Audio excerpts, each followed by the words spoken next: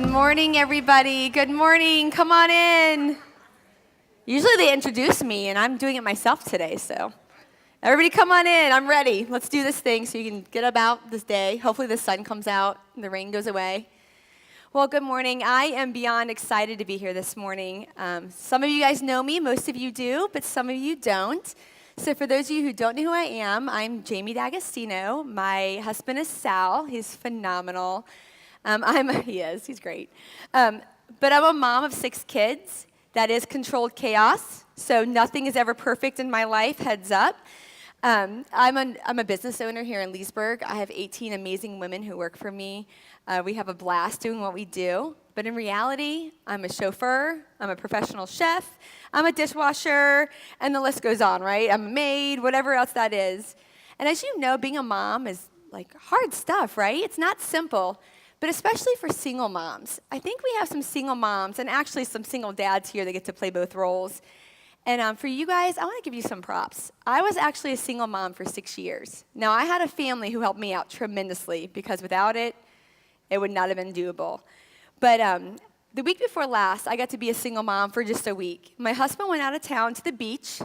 He was working on surf camp. It was hard, I know, for him, laying in the sand. You know, he'd call me and the winds were in the back, you know, and the waves, and I'm like, I can't understand you. Meanwhile, he can't understand me because kids are screaming behind me. So, you know, that's so life. But having 6 kids and getting, 5 of them up for school, lunches, breakfast, dinner, getting them here, getting them there, as you can imagine, it's kind of crazy. But while he was away, I was like, you know what? I'm going to get stuff done. Like, he's going to come home, and there's going to be a home-cooked meal on the table. The house is going to be clean. I'm going to get a list of this stuff done. He's going to be so proud. And this is what happened. We have these dogs. There's 2 of them. One's name's Jackson, and one's name's Blue. They're huskies, so they love to run. So just to give you an idea of what my backyard already looks like, there's a perimeter underneath my fence that is concrete, because one of them digs out. They love to run. Along the other fence are these big sticks, or I guess they're wood, with fencing, so they can't jump out because they figured out that they could jump out over that side of the fence. So I look out, and I see Jackson, which is the smaller of the 2, with his head like in one yard and his back feet in my yard. And I'm like, are you kidding me? So I call Ashlyn, thankfully. She's my 20-year-old, my college-age daughter. I'm like, Ashlyn, the dogs are getting out. I need you. So by the time I turn back around to go outside, Jackson's all the way through. And Blue's a little bit bigger, so he can't get through the hole. But I start running towards him. I'm like, no! And literally, this dog turns into the Hulk. He grabs onto the wood and brings it back, and it just splinters. It just goes everywhere. And so I then turn myself around. I'm like, Ashlyn, go, go, go. We have to go get the dogs. Well, this turned into an hour to 2 hours of searching for my dogs. So this was like not planned in my day. And so this week, what was great is we fixed the fence, but then they were able to get out again. So 4 times this week they got out. So that 4 times was like 4 to 6 hours of me losing time looking for dogs when I could be doing all my list of things. So when Sal got home, there was not dinner on the table. The house was not clean. And there was definitely all these other things that were not done. So then what happens, ladies? When you don't get things done one week, it just adds on to the next week, right? You got to get the stuff done. So in all of my wisdom this week, I was really excited to prepare. And I'm like, all right, I'm going to just do this on Monday, do this on Tuesday, do this on Wednesday. And I thought it would be a great idea to get all 5 of my kids' haircuts on Tuesday. So I make this 4:30 appointment. We head out there. And about an hour and a half into this process, my 2 little ones, I have a 3-year-old and a 4-year-old, they begin becoming restless Indians, as they would. And they're running around the salon. I'm like, no, you can't run. They're knocking into things. Things are falling off the wall. I look over, and there's this whole display case of product that Ellie, my 3-year-old, has totally rearranged. I know what she was doing. There's lines of products around. It's cute and all, but the owner's not really loving this. So I call Sal for reinforcements. I'm like, Sal, I need you to come out here. This is like a hot mess. This is, going to wear in a handbasket. So he comes out, and guys, we don't leave the salon till after 10 o'clock at night. 10 o'clock at night. So 4:30 to 10 o'clock at night, my whole list of things that I was going to get done, I was going to make dinner, I was going to work on my message, I was going to do all these things, that just didn't happen. In fact, we had the healthy dinner of Taco Bell Sal got on the way home. We had it at 11 o'clock at night. And of course, the kids are going upstairs, and I'm yelling up there, like, brush your teeth, and you are going to school tomorrow. You know how they try to get out of that when they're tired? Anyway, this isn't a surprise. This is kind of how my life goes, and I'm sure your life too. Like, you have a plan, and then things just go haywire. Nothing ever ends up the way it's supposed to, right? And if you're like me, I feel like I never can arrive. Like, I succeed in one area. So for me, I struggle with cooking at home. I love to do it, but I just can't manage to do it. So by the time that I plan 5 meals, right, I get to the store, I prepare them, and if I actually can do that for like 5 nights in a row, it's like a trophy in my house. I'm like, yes, I deserve some praise. But then what happens is when I get that done, so like I'm like excelling over here, then I'm literally like stepping over loads of laundry that need to be washed or that need to be folded and put away. Some of you guys are laughing, so you know how that works, right? We just can't get it all done, and we can't get it done well. So really on to the message. I'm not just going to tell stories this whole time. As I was preparing for this, and I actually began thinking about a month and a half ago, like, what do I want to share? Like, what as a mom really do I struggle with, or what's encouraging to me? And the story of these 2 sisters kept on coming to my mind. Their names are Mary and Martha, and they're Lazarus sisters. And so I want to read this with you guys and kind of talk through some things that have been an encouragement to me. So in Luke 10, 38 through 42, it says, "Now as they were traveling along, we're talking about Jesus, entered a village, and a woman named Martha welcomed him into her home. She had a sister called Mary who was sitting at the Lord's feet, listening to his word. But Martha was distracted with all her preparations. And she came up to him and said, 'Lord, do you not care that my sister has left me to do all the serving alone? Tell her to help me.' But the Lord answered and said to her, 'Martha, Martha, you are worried and bothered about so many things, but only one thing is necessary, for Mary has chosen the good part, which shall not be taken from her.'" So to put this in perspective, think that you're at home. And now both Mary and Martha, they knew Jesus. They loved him. They were his disciples. But here he comes in, and she opens the door, and there he is. Now, it's not just him, guys. Most likely, his disciples are with him. So she's not just doing all this stuff for just Jesus. It's for like a group of 15 people. In my life, that's not a big number, but in most lives, I know it is. So just think, this is like her going, okay, we're going to entertain all these people. All right, I got to go to Target and get this stuff. I got to run to Shoppers and get this stuff. You, go get the toilet paper. You do the dishes. I got to take the trash out. So she's running around trying to prepare and serve Jesus in a way that's great, right? And I can just picture her like sweeping and looking over and seeing her sister there, like hanging out with Jesus on the couch. And like in the 90s, you're like, no, she didn't. One of those kind of moments. And so she looks at her, listening to him, and is like, "Are you kidding me? Do you guys have this time? Do you guys ever, like, you're in the kitchen doing stuff, and your husband's, like, watching TV, and you're kind of like, hey, hello, someone could help?" Or for me, there's Fortnite or some other game being played, and I'm like, hello, there's things going on in this house, and you're, like, laying on the couch playing a game.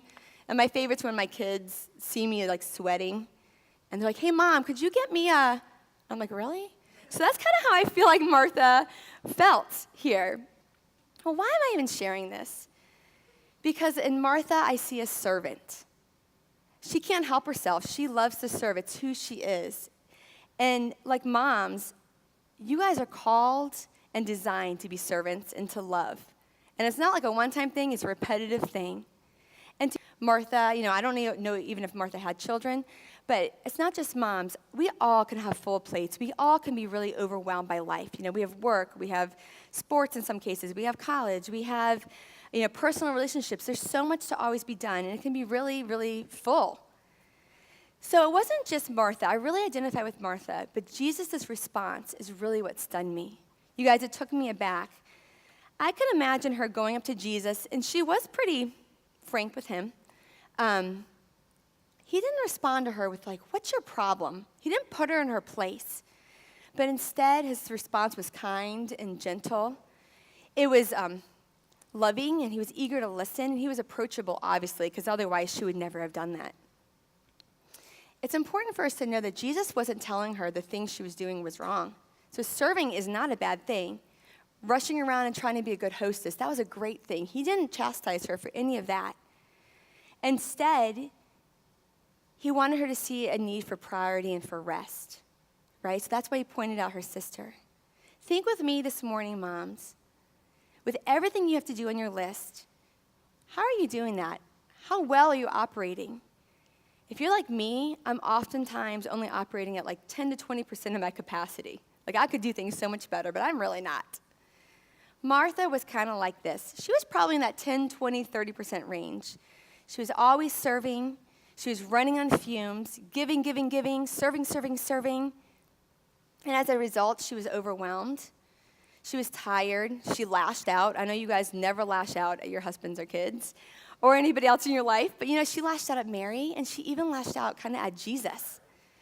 And you know what happens when we're operating like that? We're just not as effective in anything we do, right? Relationships or practically. One thing I do have to say about Martha that I love is when she was struggling, when she was frustrated, she didn't go around venting, but she was wise in the sense that she knew who to go to kind of cut this thing off, right? And who could actually fix it. So I give her props there. But as I was preparing, I came across this book called First Things First. It was written by Stephen Covey, and it proposed this question. And this was really meant for people in their professional lives or in their personal lives. But as we read this question, I would love for you to kind of ponder it yourself in any area of your life. The question says this: what is the one activity that you know, if you did superbly well and consistently, would have significant positive results in your personal or professional life? Let me read it one more time. What is the one activity that you know, if you did extremely well, and you did it consistently, would have significant positive results in your personal or professional life? If you're a professional, it could have something to do with work, like those emails you dread or certain calls. If it's a relationship, it might have something to do with, reaching out to people, really engaging people. Or as a mom, we have a bazillion tasks to do. I have a lot of women in my life, and I'm thankful I do. But anytime any of my friends transition from the corporate world to stay-at-home mom world, I give them this piece of advice. I'm like, there's two things you need to do. When you get up in the morning, make sure you do a load of laundry and a load of dishes. And they always look at me like, why? I'm like, listen, this is why. Because whenever somebody asks you what you've done today, you won't ever sound lazy. You're going to be like, I did the dishes, I did the laundry, and then if you add something else on there, you're golden. And you feel good. You feel like you're kind of on track, right? And for me, I'm a list person. Is anybody else in here a list person? Yeah. So I do lists, not just for the grocery, but for things to do. Okay, if you're a list person, do you also put things you've already done on there? Like for me, I do the laundry, do the dishes, and then you can cross them out, and you're like, yeah, I'm rocking today already. Okay, side note. So back to this question. So if you have something in your mind, that one thing that question asks, the one thing that if you knew you did superbly well and consistently would help you, this was the second question he followed it up with. If you know these things would make such a significant difference, why are you not doing them now? Right? If you know this one thing would make such a significant difference in your life, why are you not doing it? You see, I think what happens is we often wrongly let the urgent take priority over what's really most important. So when something comes upon you, you're like, all right, I have to do this, but the most important things kind of get left behind. And then I think that adds to our sense of being overwhelmed. It just grows and grows and grows. So moms, and everybody else too even, instead, rest. Now moms, this is counterintuitive. A mom would never be like, I need to go rest, right?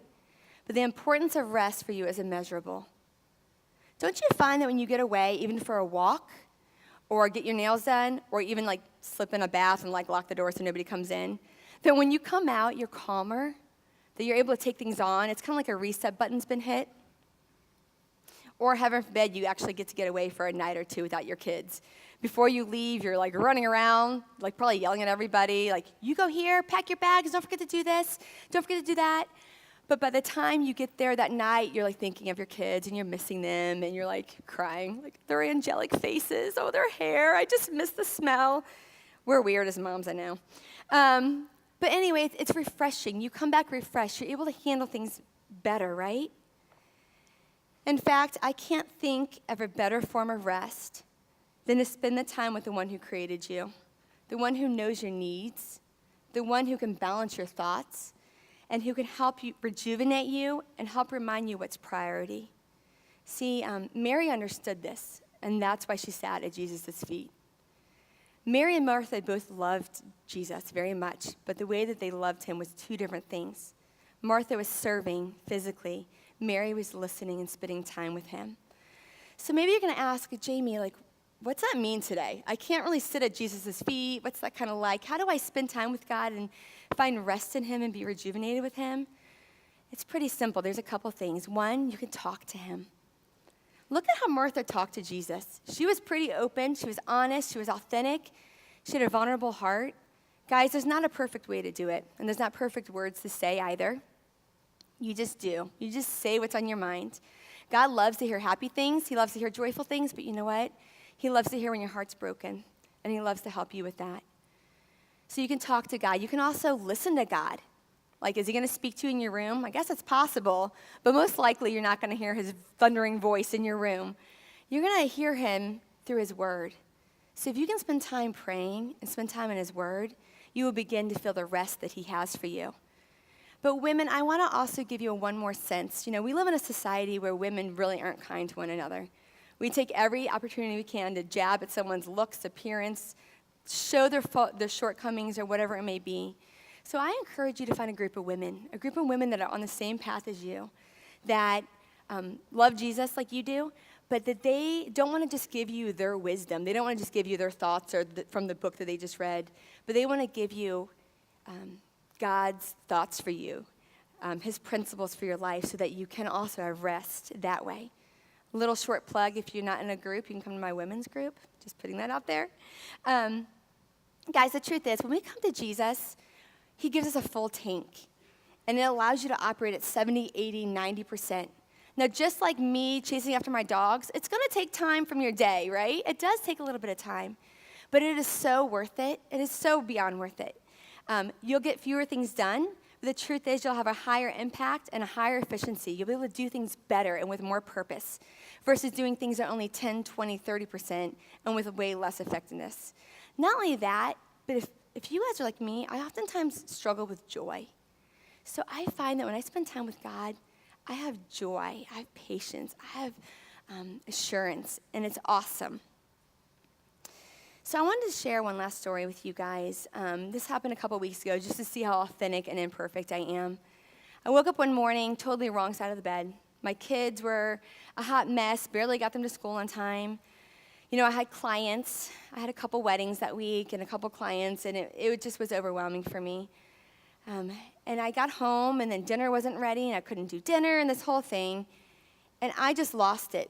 You know, I feel like when you can feel that mounting in you, there's a couple things you can do. You can retreat and not get done anything you're supposed to get done, right? And just kind of be a shell, and everybody functions around you, and you're not there. Or you can go about doing what you need to do, but then pretty much everyone's wishing that you did do choice A because you're lashing out. They all scatter. And that was kind of that day. I had lost it, and I said really mean things, and everybody was just like scatter, like get away from mom. This is not a pretty sight. So it was so bad that I was like, you know what? I got to get in my car. I got to go to Target, therapy shopping. Go to Target, and on the way there, I just cried. And I didn't cry last year speaking, and here I go. I cried, and I cried out to God. I was like, God, I have made such a mess. Like in 20 minutes, I managed to make a mess of my entire life. And you know what? Just like Martha, he didn't shame me. He didn't make me feel awful. I wasn't feeling awful. I felt him comfort me and say, you know what, it's okay. And I knew that I needed to go back and apologize. I knew what I needed to do. But he reinvigorated me. By the time I came back, I was calm. My reset button had been pressed. And I was able to just engage my life with a whole new view. Guys, that is my prayer. It's my prayer for me. It's my prayer for you. I know you've had moments like that. But they won't just be moments. That they will be a lifestyle for you. A lifestyle of clinging onto God, clinging onto him to find rest for yourself so that you can be more effective and all the other things that you do. So here's my deal. My kids get up early. They have to be on the bus by 7:18 in the morning. It's pretty early. And so what I've been doing is I get up earlier than that in the morning. Not every day, but I try my best to do it. And man, I spend time with God. I just share with him what's going on. And I try to spend some time in the Word. And it's true that every time I open up the Bible, it kind of answers whatever's going on in my life. It's a really cool thing like that. But do you know what I find? The days that I choose to do that, the days I choose to start my day with rest with him, I'm more balanced. I'm a lot less frustrated. It takes me a lot more to get myself worked up. And I have a proper perspective of what's really, truly important to me. I can see it black and white, day and night. So that's my encouragement for you guys. Try it. Just try it. If you've never done it before, spend 10 minutes. Just say, all right, I'm going to set aside this 10 minutes. I'm going to spend time with God and see if the trajectory of your day isn't different, because it really is for me. And as I close, I want you guys to be reminded of this. Many women do noble things, men too. But in Proverbs 31, it tells us that women of God, you surpass them all. Listen, you clothe and you feed, you protect, you comfort, you discipline your kids. But more than that, you love them. So take time to be refreshed. Spend time with God. And then continue in the gift and the calling that you've been given by him so that you can function at 100% and be effective and not struggling at that 10 and 20%. Let me pray for us, guys. Lord, thank you for this morning. God, I thank you for everyone that's here, but especially for the moms that are here. Lord, would you be present with them, Lord?